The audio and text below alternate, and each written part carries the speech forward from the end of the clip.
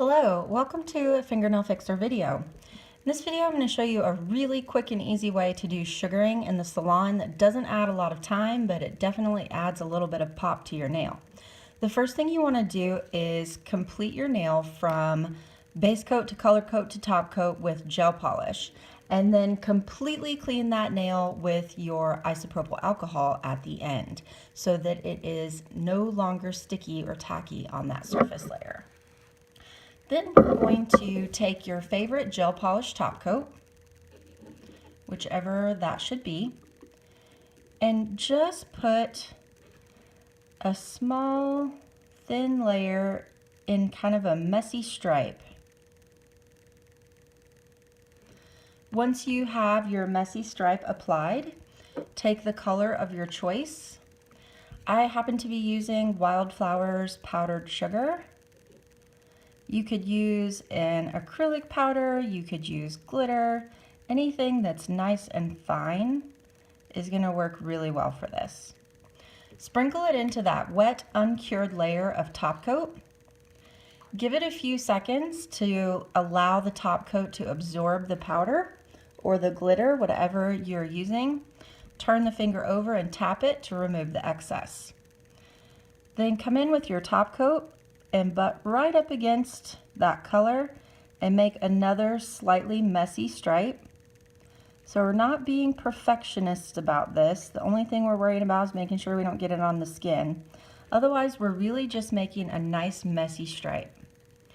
Bring in the next color of powder or glitter that you would like to use and sprinkle it into this new stripe, making sure you get some good coverage, and allow the powder a few seconds to absorb into the top coat.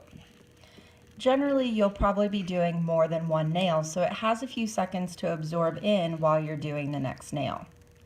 After you've given it a few seconds for the top coat to absorb as much as it can, turn the fingers over and tap them off. Come in with your top coat again and do your next messy stripe. And you'll notice the stripes really don't look as messy, even though we're trying to intentionally not be perfect. They're not horribly messy.